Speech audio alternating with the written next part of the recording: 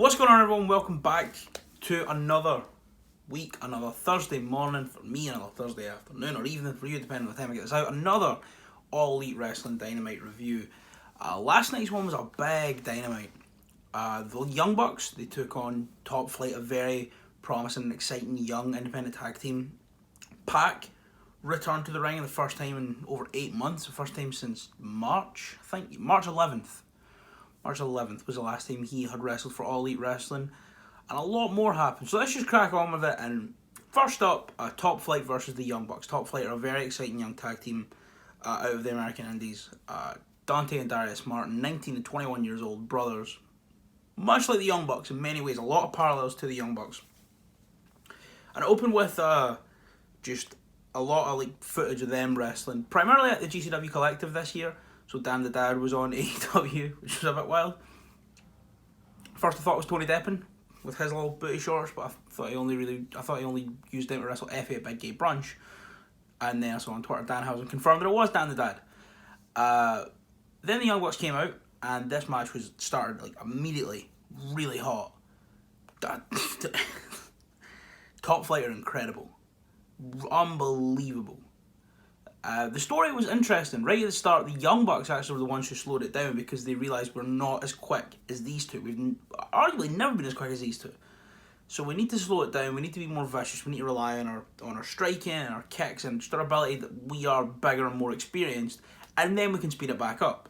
At one point, Dante Martin, I believe, hits the rope. Sorry, Matt hits the ropes, and Dante goes to flip over him. Just does a backflip, lands on his feet. Easily would have cleared him. Matt had caught himself on the ropes. He comes in for a clothesline. Dante ducks it, picks him up for an atomic drop, but Nick tags in. And at this point, this is when they began to slow it down really and just start grinding it out. Later on, there was a point which I saw, I think, the most incredible series of moves I've ever seen in my life. So, I believe Nick had Darius in a German suplex hold, and Matt threw Dante in, who turned around, grabbed by Darius, and I thought Nick was going double German. Nope, he just somehow tossed Dante up, who went up and over and landed behind, and hit Nick, who then sent Darius into Matt, who hit a Pele kick onto Nick, and then a Dragon Rana from standing onto Matt. It was just unbelievable. It's honestly one of the most incredible sequences I've ever seen in wrestling. I love them. I think they're so good. I've seen quite a bit of Top Flight, but this is the best I've ever seen them. Maybe it's because it's AEW, maybe because it's on this big stage, maybe because they're wrestling the Young Bucks and they make the Young Bucks look like the Brainbusters, but I love this. At one point then, the Young Bucks go for the assisted sliced bread, motorcycle machine guns move that they've been using for a while, and on Dante, I believe, but Darius broke it up, and Nick was fuming. Then he picks up Dante, they go for more bang for your buck, but that's countered with a roll up off the end of the senton, the rolling, don't know the name of the move. Green Bay Plunge was Mr. Kennedy's, Ken Anderson, who actually taught them. Ken Anderson and Molly Holly taught Top Flight, but the sort of roll through steamroller thing. I was countered back into a roll up only for two, but at this point Nick was, like I say, absolutely steaming. He threw Darius or Dante, I can't remember who ate the pin. He threw the other one out the ring, and they just very quickly, no messing around, just a really quick BTE trigger, bang, knocked out one of the Martin brothers and retained their tag team championship in an absolutely incredible match. Like I said yesterday about the Rascals, this has been the year for tag team wrestling, and this is another match that may have cracked my top 10 matches of the year. Honestly, it was so good. After the bell then, TH2, Jack Evans and Angelico jumped. They just jumped Top Flight, which makes me think Top Flight are on the verge of signing, because why would you set up a feud for them afterwards? You know, Warhorse came in and got his match with Cody, but then after the match he wasn't jumped by Brian Cage. So this makes me think that Top Flight have more than likely earned a contract. We think the first of two segments recapping the Inner Circle's trip to Vegas. I'm just going to run through the highlights.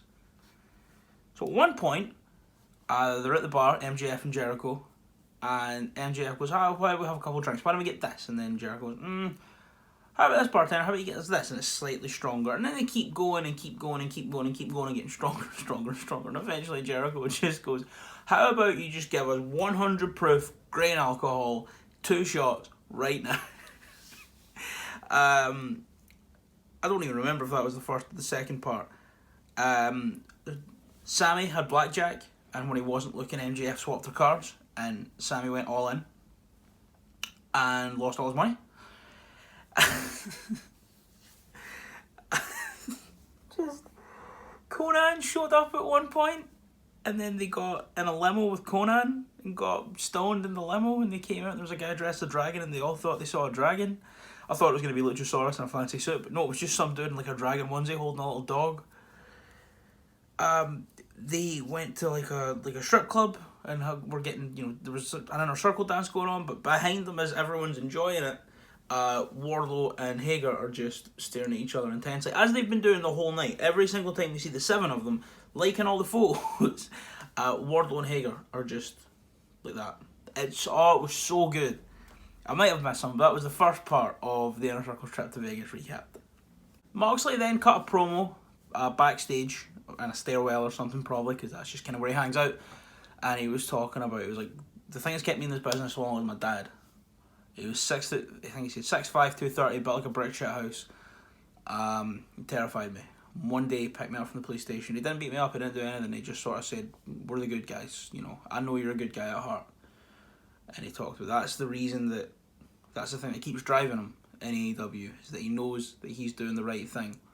Because he got a pregnant wife at home, which was a throwaway line, but massive congratulations to John and Renee. And just cut an incredible, intense promo, but was totally overshadowed by the fact that John and Renee are expecting a baby. And I am excited, because I love them. I know I don't know them, but they're class. Renee's the best. Orange Cassidy had a match with Kip Sabian. After this, Miro was on commentary. The match was fun. A lot of good stuff happening. There was a little botch at one point. Kip went to flip up over the ropes and then in for his was it a neck breaker or something? He does a springboard move, but he slipped off. Just a really good fun back and forth match at one point. Orange Cassidy chased Kip outside the ring, and Penelope was there sort of holding him off, whoa, trying to let Kip reset. And he just looked at her and just gave her a high 10 and got in the ring. Orange Cassidy did win after about 8 minutes with the mousetrap, and then Miro jumped off commentary, sprinted to the ring, and all 280 pounds of that man just skipped over that top rope like he was a cruiserweight, and I don't know how he does it. It's outrageous. Miro, he's the best. I love him so much. Obviously after that then, the best friends ran to the ring to make the save, just further in this feud, and I love him. I love Miro. I'm still thinking about that hop over the ropes. What a king.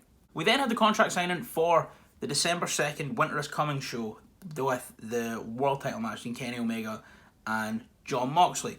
And as he's been doing now, Justin Roberts has been announcing Kenny's, not attributes, accolades. The first time he did it, he was all former IWGP World Heavyweight Champion, former this, former that. And then the next one, it became more wanky. It was all, someone at this wrestling magazine called him the greatest wrestler he's ever seen. Someone at this wrestling magazine called him this. He's in the Wrestling Observer Hall of Fame. He's broke Meltzer's star rating scale 7 times. Stuff like that. But for this one, he compared everything he did with Jon Moxley. So Justin Roberts was going, just like Jon Moxley, he's undefeated in 2020. Just like Jon Moxley, he is this. Just like Jon Moxley, he is this. Unlike Jon Moxley, he's in the Wrestling Observer Hall of Fame. Unlike Jon Moxley, he's done a couple other things. He's just been a dick. And then as the sheet dropped, like it has been doing with the dancers, with the brooms, he's the cleaner again. He's just in his suit with the cleaner shades on. It looks like he's maybe put some more dye on the to frost up those tips of his mullet that's also permed. Oh, I'm so excited. The cleaner is back. So Kenny gets in the ring, and Tony Schiavone's there, and then he gets word there's something happening backstage, and Mox has been taken out, Mox has been jumped. Jerry Lynn in to save the day, obviously, but Mox is backstage with a bloody nose, unresponsive. Doc Samson saying he's trying to get him a backboard to keep his neck stable, and then Kenny just says, look, I kind of expected this. First it was your elbow, then it was the fact that it was an unsanctioned match, now your neck. John, I'm going to be there on December 2nd, I'm just going to sign the contract and I hope you're there. And then walked away. And that was that. Obviously, Kenny more than likely jumped him with the help of the Young Bucks, but we don't know that yet. He could have just fell. he could have been like that all night. We don't know. Back to Vegas now, and one thing I forgot to mention is the Inner Circle had picked up an Elvis impersonator. And Jericho was going, guys, now we've got new members. The Inner Circle is stronger than ever. I want to induct officially Elvis into the Inner Circle. And everyone starts cheering for Elvis. And then MJF just goes on a thing ripping off The Hangover, talking about how they're his wolf pack. And Sammy goes, we should be blood brothers. But they stop that, and Elvis is like, Sammy, baby, why you all shook up? Oh, it was so good.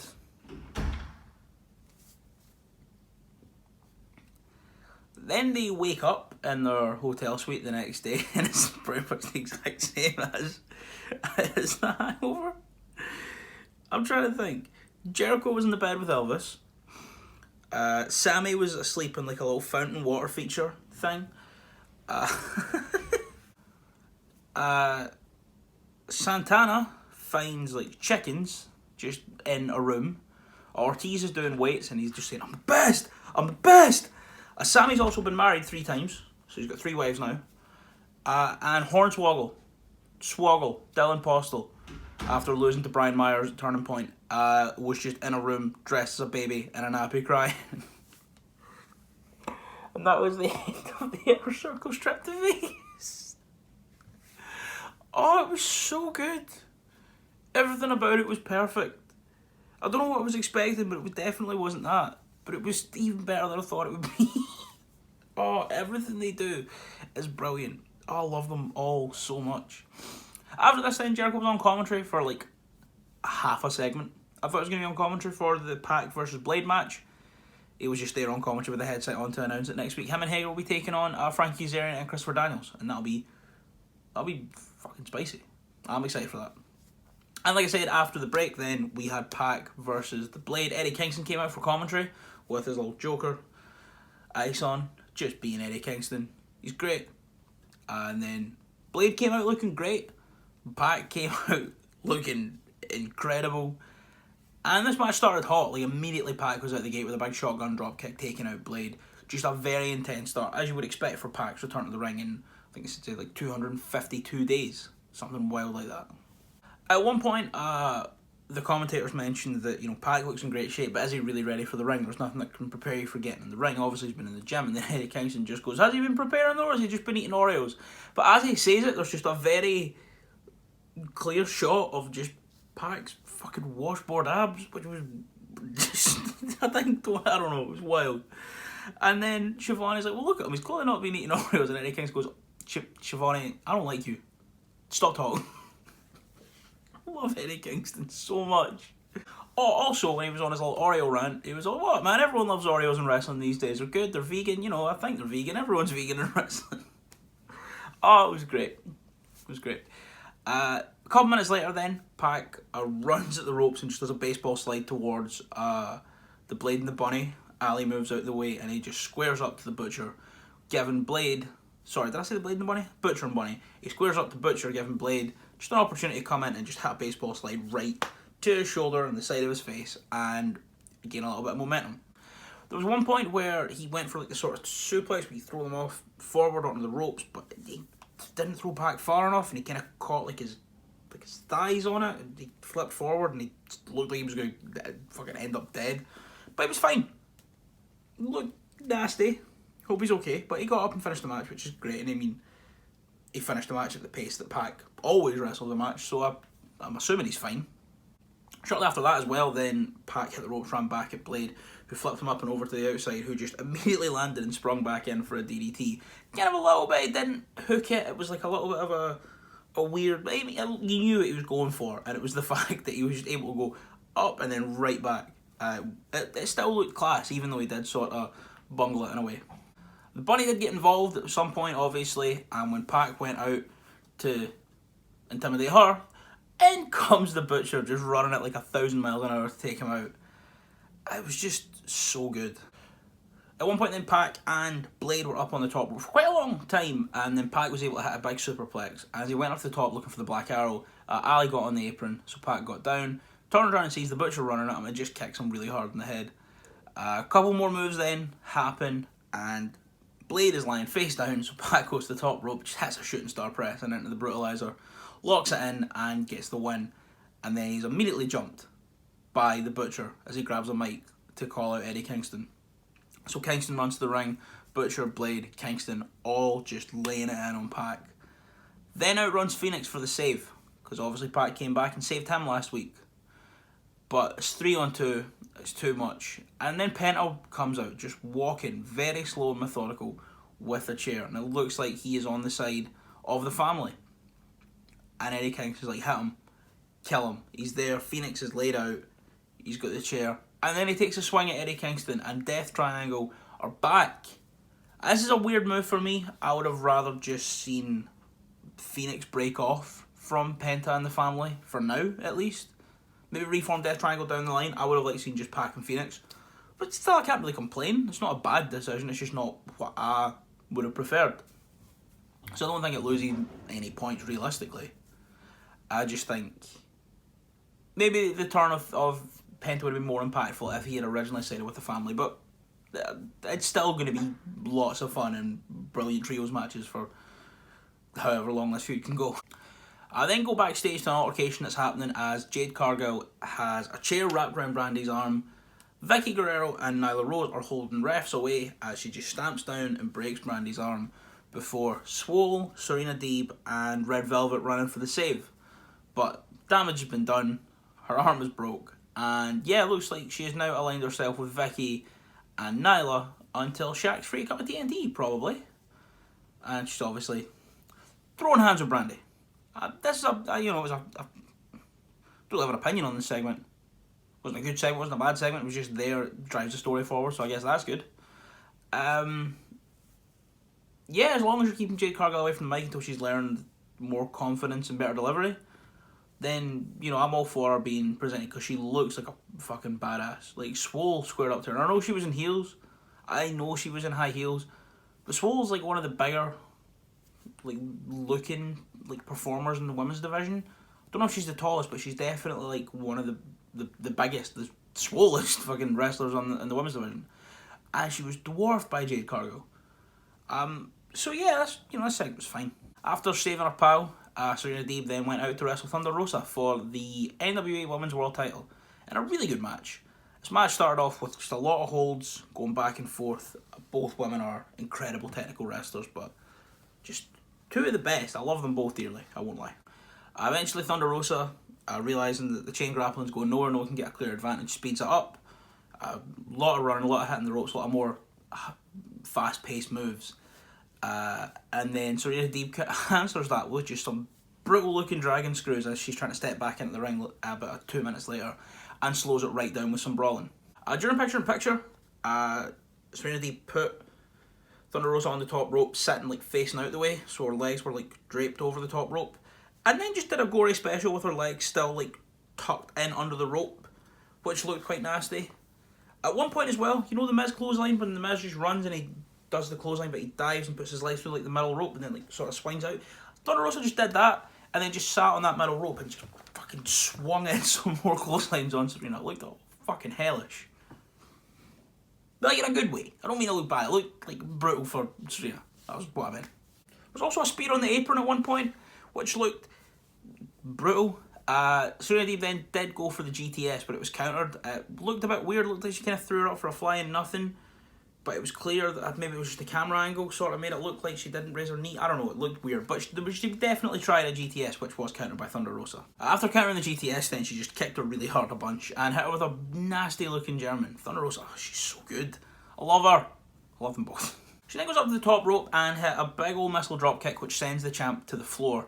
And before she can go out, in runs Reba, or Rebel, who is just distracting Aubrey, shouting at Serena Deeb on the floor.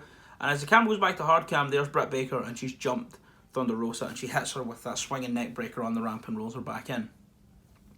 Then Serena Deeb gets back in the ring, just sees Thunder Rosa's out, has no clue what's happened, hits her with a powerbomb with a really high stack. But Thunder Rosa's able to kick out because she's mental. They then go for another couple of minutes. Thunder Rosa nearly gets the win. There's a little roll-up sequence where they both get two. Thunder Rosa then tries for a backslide, but Serena swaps the arms, flips her back over, grabs her, puts both of her arms behind her back like that, and then picks her up and then falls forward for like a sort of Styles Clash neutralizer type move. And picked up the win. Totally unaware that Britt Baker had ran any interference. Also didn't get the win immediately after it, so I like that. And then after the bell, Britt Baker was just in the crowd and she just got whooped on by Thunder Rosa, so I'm so excited for that feud going forward.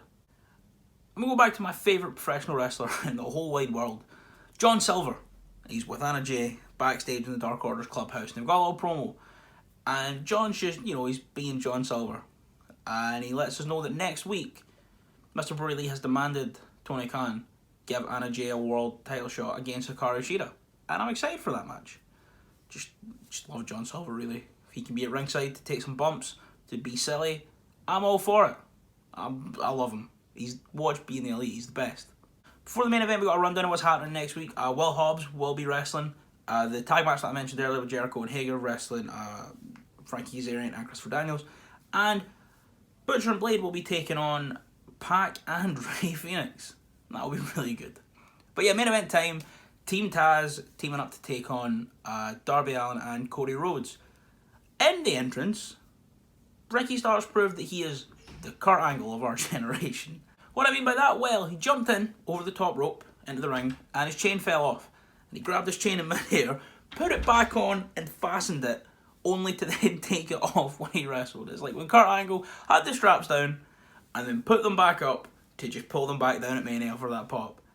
He is truly the Kurt Angle of our generation. There was a little video package of Darby Allin in an abandoned church setting himself on fire and skating. Standard. I think Cody came out wearing like a pizza shirt, taking a pop at Shaquille O'Neal because he owns Papa John's. Yeah. So that was that. The match started with Ricky Starks and Darby Allin doing a lot of chain wrestling, a lot of hold for hold. Really good stuff from the pair of them. Two tremendous, technical wrestlers. They don't really get a lot of say for the technical ability, but they're very good at slowing the match. Slowing the match down. It was some of the quickest technical wrestling you'll ever see. But the pair of them complement each other perfectly here. There was a point where Ricky and Darby looked like they were slapping each other, and it looked like Darby caught Ricky with a real stiff looking one, so he just sort of stumbled back, tagged out Brian Cage. Cody then tagged in, and Cody and Cage went at it for a bit, just being too athletic for men their size. At one point, Cody had a moonsault press off the top rope onto a standing Brian Cage, and at that point Taz had just had enough and jumped off commentary and walked down to ringside. Almost immediately then Taz gets involved, tripping up Cody, and Arn sees it and he's raging, and Arn, the veteran, the wily veteran who's meant to know what to do, just get raging and grabbed a chair and flung out the ring and immediately got ejected. It was weird. At one point then Cage did the thing, is the bicep curl fall away thing, but he threw Cody out, landed on his feet, and before he could tag out to Darby, Ricky Starks was there taking advantage of the fact that Arn is no longer at ringside to pull Darby off the apron so they could continue to beat down Cody Rhodes. When Darby Allin did get the hot tag, he came in quick as you like, fast as you like. But very soon, Cage got back involved and hit a double German suplex on not Darby and Cody, but Darby and Ricky Starks, with Ricky Starks being the man taking that big fucking Rey Mysterio WrestleMania 22 bump. It looked brutal. Towards the end, everyone was just hitting big moves on each other. Paul Turner had firmly lost control of this match. Aubrey Edwards, about 76 at this point. Paul Turner, no. Paul Turner is not, and Rick Knox, they don't really keep control of tag matches. I don't know what to say. But at one point, Cage pops Darby up for a powerbomb, slams him down, picks him back up as if he's going to go for another one, and Darby just flips out and hits a code red like it's nothing. Then Ricky Starks had Darby for a crossroads, but then Cody came in and saved Darby, hit a crossroads of his own. Brian Cage then goes for a discus lariat on Cody, who ducks, and he just fucking murders Darby, and then just super kicks Cody, because of course he does. After the super kick, then he hit a sort of avalanche, torture rack, slam kind of thing. And then him and Darby made their way up to the top rope, and he got Darby up on his shoulders. Darby was up facing the outside, and he came up after him. And Darby just fought back with a massive headbutt like that. But as he was turning around, Cage got back up, got him up on his shoulders like this. And I sort of picked him up, turned him around, and just hit an avalanche drill claw. Not a proper drill claw, didn't grab him from the suplex position, just sort of did, but got him into that position here. And then went off the top rope with a drill claw for the win. And immediately Team Taz jumped Cody and Darby. Then, out came Will Hobbs to make the save in his standard attire, ripped jeans, Jordan 4s, and a steel chair in hand.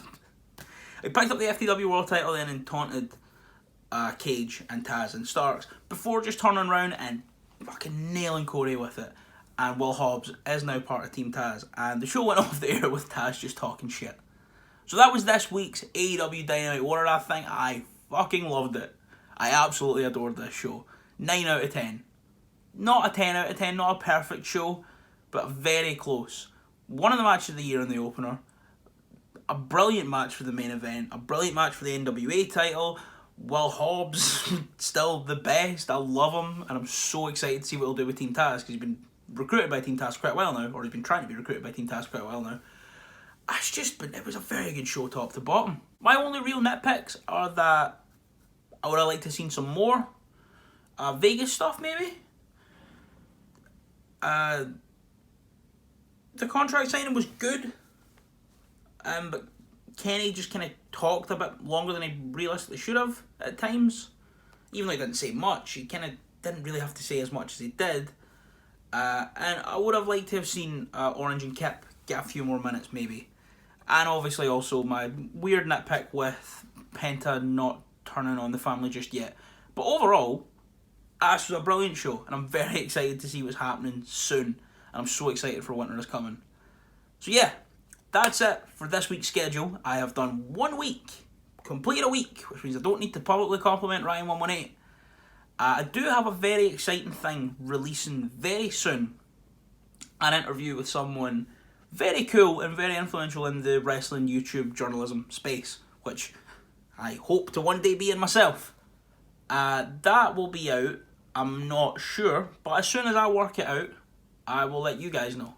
But for now, that's it for this week as far as I'm aware. I don't have anything to review or talk about, really, unless I get a Wrestle Crate through the door tomorrow, then I'll do that. But that's been it for this video. I hope you guys liked it. If you did, leave a thumbs up. Any talking points for rambling videos or lists you want me to see me make, leave those in the comments. Subscribe if you haven't, and put notifications on so you don't miss a video. Share this around to all your friends who like wrestling, and even some of your friends who don't. Maybe they'll begin to like wrestling. But for now, thank you so much for watching, and I will see you next week.